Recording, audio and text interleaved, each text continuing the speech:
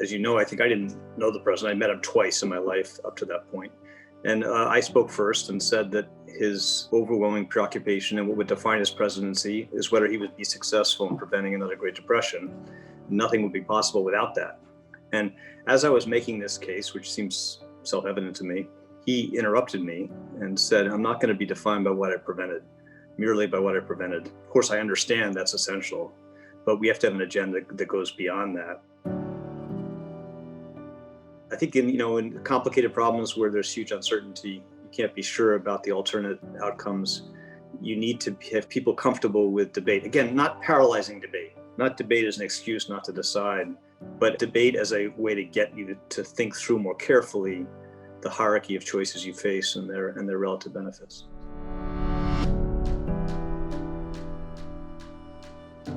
Welcome to Straight Talk, a podcast about big ideas featuring candid discussions with some of the world's foremost thinkers and doers.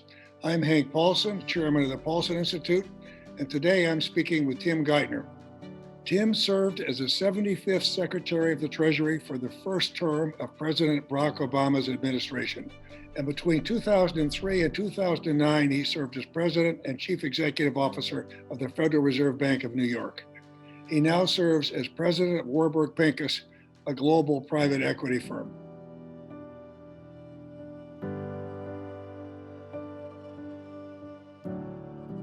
Tim, welcome to the podcast. Working with you during the financial crisis was one of the great blessings of my career, so I'm really looking forward to this discussion. Now, you had a truly global upbringing with two remarkable parents. By the time you went to college, you had lived in Africa, India, and Thailand. Talk about how that global education shaped you, what you learned from your parents. Great to be with you, Hank, of course, and I had the most amazing experience working with you in the crisis too, and have huge admiration for you. My father worked for the Ford Foundation for 30 years or so in the development business, and as you said, I grew up in formative years of my life, half my life before I went to college, living mostly in Asia at that point. And, it teaches you a lot about the world, about the diversity of human experience. And it gave me a chance to look at my country through, in some ways, the eyes of others. And I got to see the tremendous impact the US had on the world, both for good and sometimes for not so good. When I was in India, the war between Pakistan and India was ongoing. It was the height of the Cold War then. I was in Thailand in the shadows of the Vietnam War. And that drew me, I think, to want to work in policy and maybe want to work for my country. Yeah, just amazing. By the time I went to college, I'd crossed the Canadian border to take a canoe trip, but that was it. And I had to learn everything later in my career. Now, speaking about careers, you've had really an amazing career. Beginning at Kissinger Associates, then joining the Department of Treasury as a civil servant in 1988, making the leap to Undersecretary for International Affairs at the tender age of 37, becoming the president of the New York Federal Reserve, and ultimately becoming Treasury Secretary for President Obama. Talk a bit about how your career unfolded and what attracted you to Treasury. It's sort of embarrassing to say this, but, I really felt like I had no long-term plan when I was in college or graduate school. I wasn't really sure what I was going to end up doing. I had this great experience, my first job out of graduate school, working for Henry Kissinger for his consulting firm and writing for him about Asia, principally. But that helped me understand that I didn't really want to write about policy. I'd rather be part of doing it. So I spent some time looking at what were the parts of the executive branch, the government, that would be most interesting and compelling. And I was drawn to Treasury because it had a great reputation for talent and for the ethic of the senior civil service. It had a meaningful international component, you could say mini diplomatic corps, and it had a hugely respected role in economic policy, international economic policy. So that's what drew me to Treasury initially. But when I went, I thought, I might do this for a few years, see how it turned out. And I just had the most terrifically compelling group of people, maybe deeply, hugely optimistic about my country, because these were very ethical people, very competent people. They were deeply motivated about what the right thing to do was. And I kept having the experience of being asked to do something new and interesting that seemed to matter to me. I love being part of something larger than myself. And I kept staying just because there was always something new that was neat, but I had no long-term plan. Yeah, it's interesting, Tim. I like to hear you describe that. My career took a different path, but very similar. And, I guess there are some people that immediately know what they want to do, but I've always been a little bit skeptical of career engineers, those that want to plan every step, as opposed to those that focus on doing something that's interesting, keep doing it if they keep learning and finding it interesting, do a good job on what's in front of them, and one thing leads to another. And I think you see that in many people's careers. So now let's talk, a lot of talk about transitions. Now, you had to begin working with President Obama right in the midst of the financial crisis. So there wasn't a normal get to know each other transition.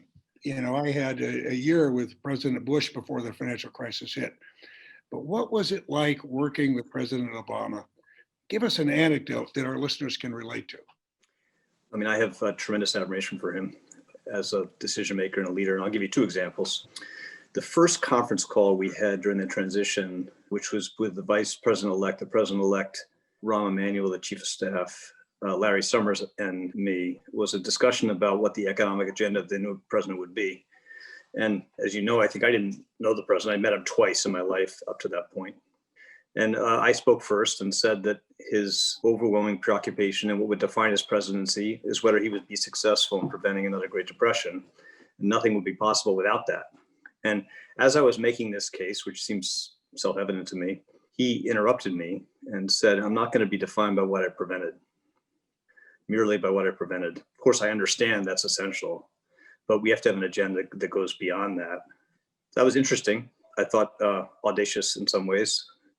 Interesting, and it tells you a bit about what happened those first 6 months in some sense, at that moment of great optimism about what was possible, and that optimism got sucked out of the administration relatively quickly. A second example is right after I was confirmed, I met with the president, the vice president in the Oval Office, also with Larry, to have a discussion about what the strategy would be for the next stage of the financial crisis. And at that point, things still felt very fragile. There's a huge number of people who thought the system was still on the verge of collapse. The economy was still shrinking at an accelerating rate. And we had a discussion about whether we were going to, in a sense, wait to see how this played out in the financial system, wait to see whether the huge number of measures already put in place and the fiscal stimulus coming, things that you were central to doing, Hank, and on the financial sector, whether to see whether they on their own would be sufficient and whether we could sort of not drift, but adopt a more cautious stance and the hope that we could ultimately grow out of it. We debated that strategy with a choice of whether we should take another step to try to put the financial system on a much stronger path, put the crisis behind us. And he was interested. He didn't hesitate. He asked some good questions, as he always did. He listened to us debate the options, but he was very decisive. And he said, no, let's do the hard things early, and let's take the political cost. Let's take the political hit for doing that early, because I don't want to have this hanging over us and be a drag on it. So those are two examples of what he was like. Like very smart, knew what he did not know, was not confident, too confident where he shouldn't be confident because it didn't come from a base of knowledge in that, but penetrating questions, wanted to debate among people who disagreed, wanted to be exposed to the alternatives, but wasn't paralyzed by that process, was willing to make a decision. And I know what you were recommending because you kept saying you need to act with overwhelming force, right? And so that's terrific. So let's talk a little bit about financial crises, because throughout your career in government, you've had the dubious privilege of dealing with one financial crisis after another. Mexico, Asia, Russia, and of course the 2008 financial crisis. I remember, sort of smiling when I heard Mervyn King, the former governor of the Bank of England, saying that Tim was present at all the crises. But he didn't create the crises created him. So what are some of the common threads you've seen in all these crises? And how do the lessons of these prior experiences apply to the one we're facing today? Yeah, I mean, all crises are different, people say, but they do require, the extreme ones require pretty similar solutions.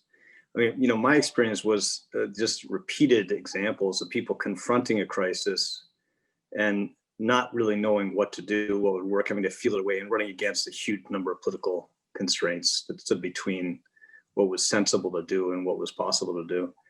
And I had that experience over and over again through the arc of the emerging market crises. And I watched it in Japan, in the early 90s too. But it did help illustrate for me a bunch of core principles. You mentioned one of them just a minute ago, which is that when you're at the edge of the potential collapse of the financial system, a crisis so severe that it risks a Great Depression-like outcome, then you have to err on the side of overwhelming force of doing too much. Only the government, the central bank at that point, can stand between survival and collapse. And you have to recognize that early and throw as much at it as possible.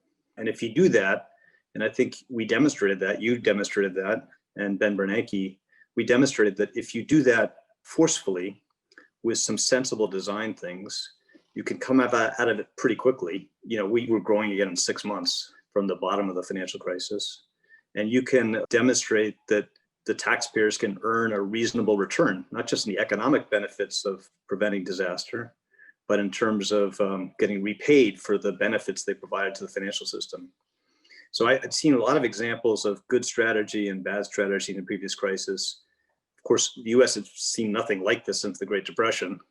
There was no memory in the US establishment of what it took in a financial crisis because it had been so long since we'd seen a major panic.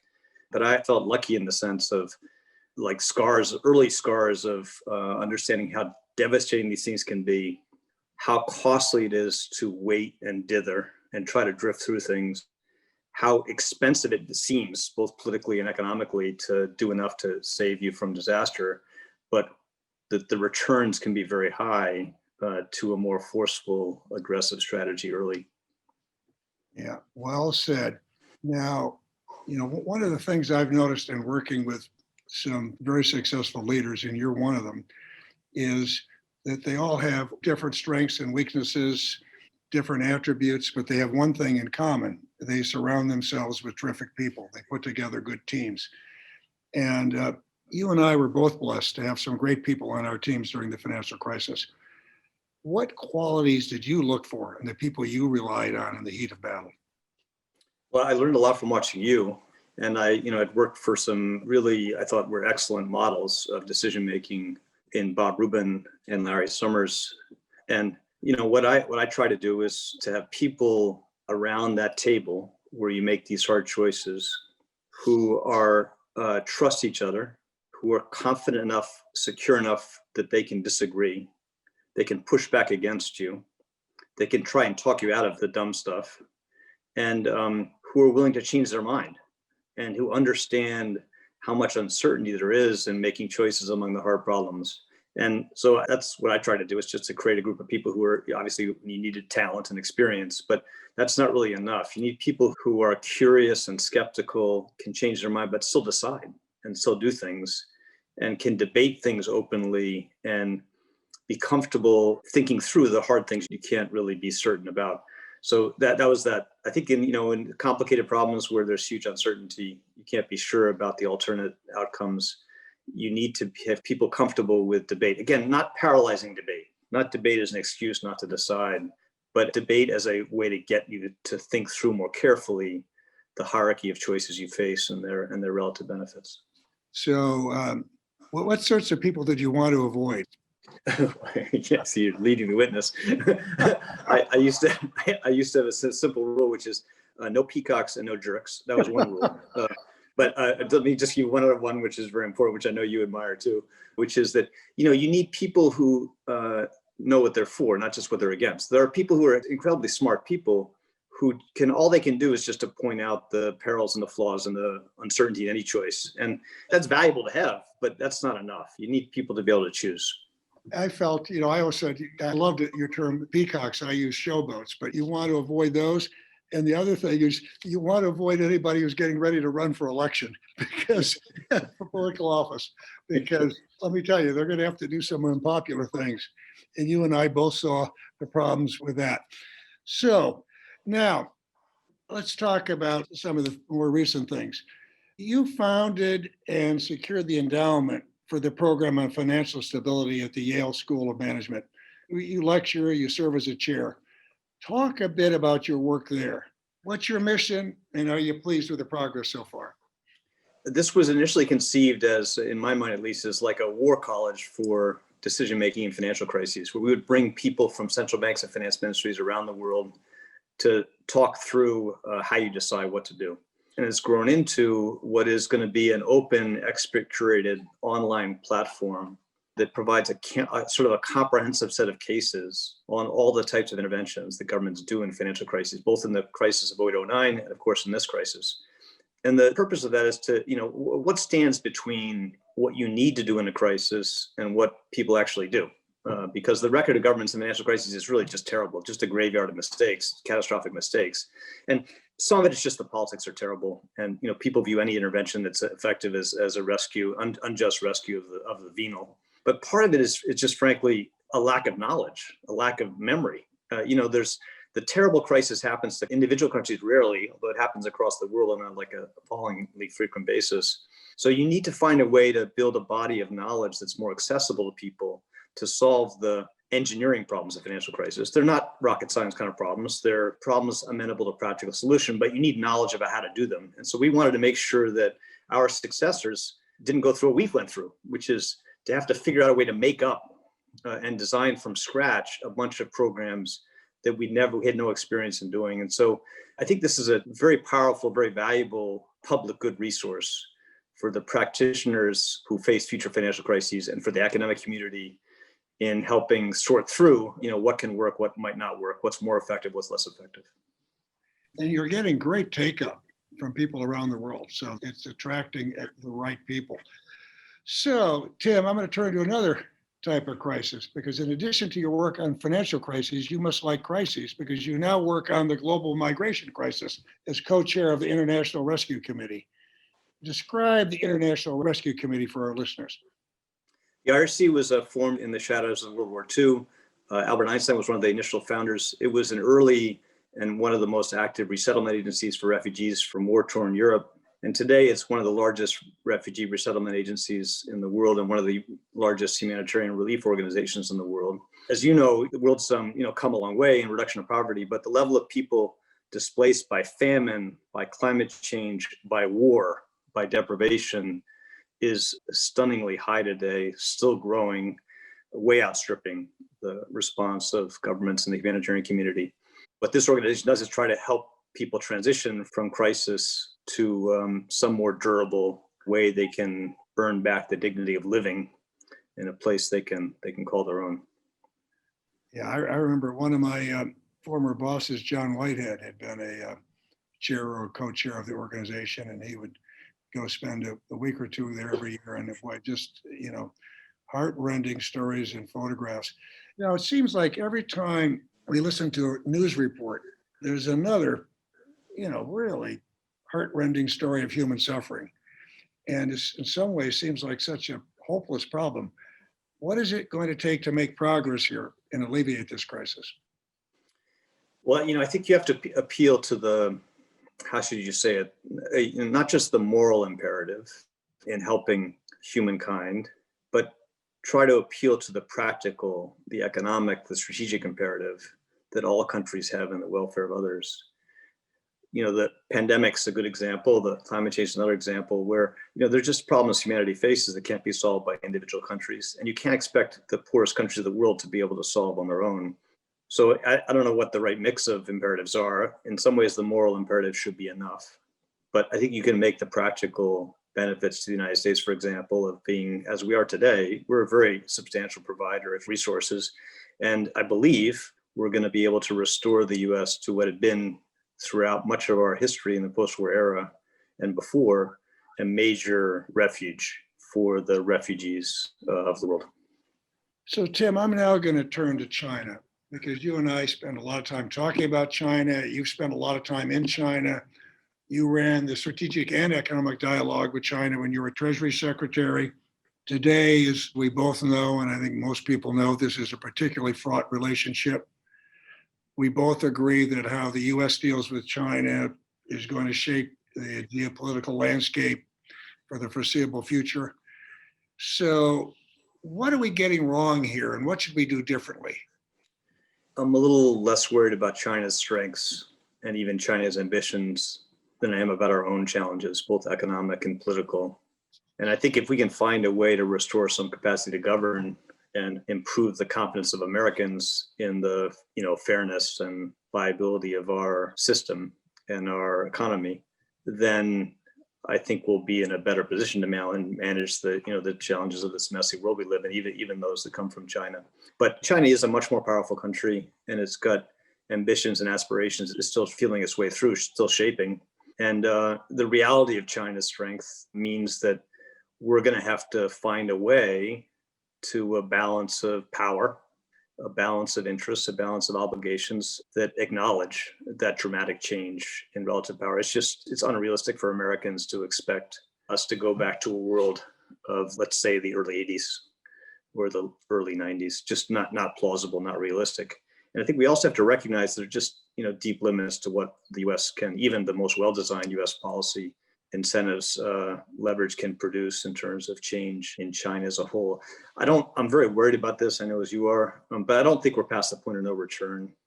I think that we have the ability to try to get things on a more realistic, more viable, less scary kind of trajectory, but it's going to require some abandonment of illusions by Americans.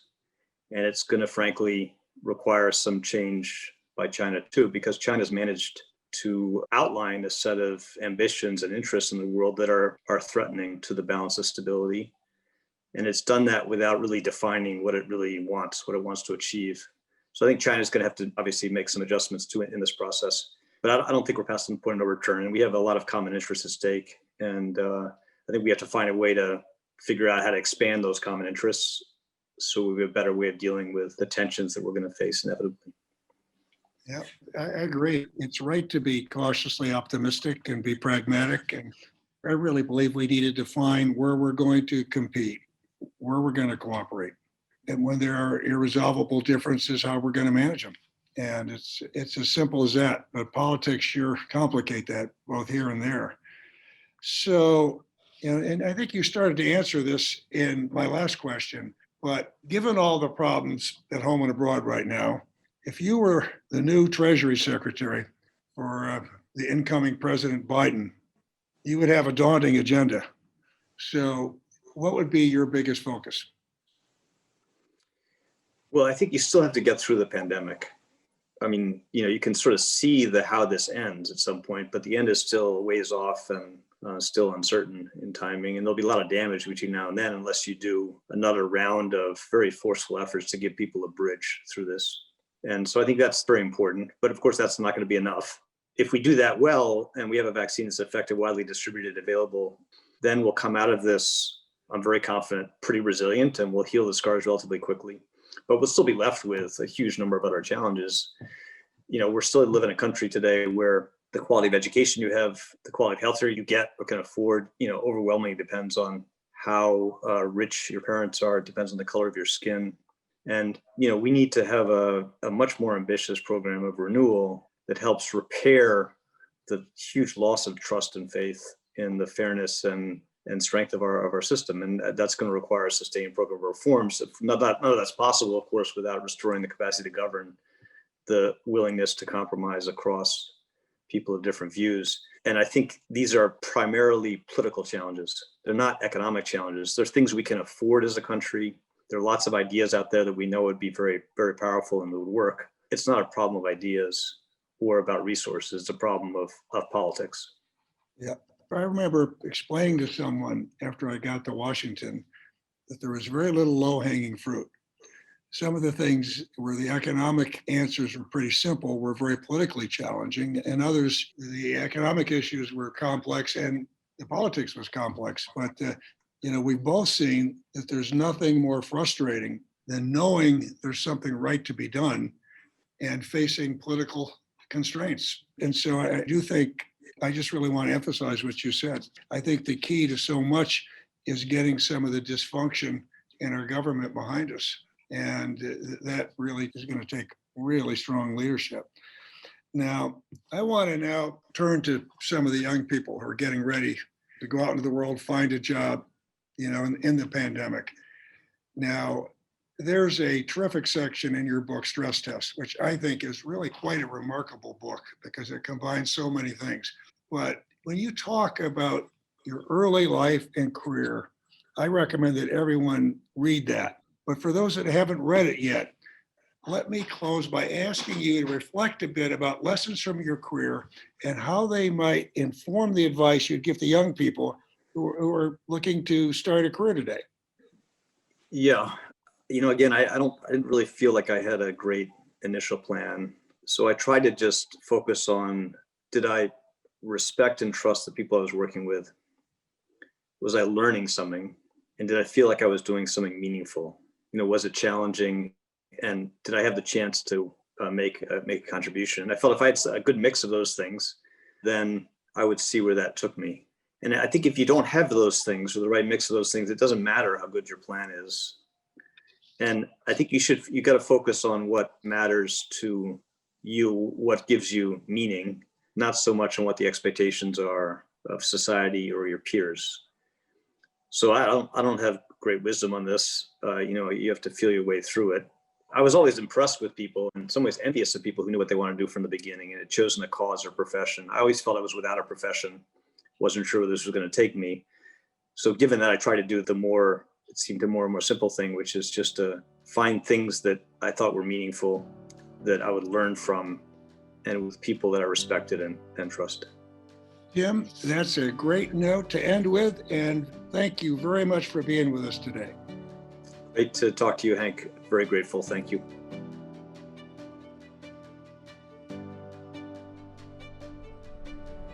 You have listened to Straight Talk with Hank Paulson, a podcast of the Paulson Institute. To find more episodes from leading thinkers and doers, please visit paulsoninstitute.org/Straight Talk or download on Apple, Google Play, Spotify, and Stitcher. And don't forget to rate and subscribe. Thank you for listening, and see you next time.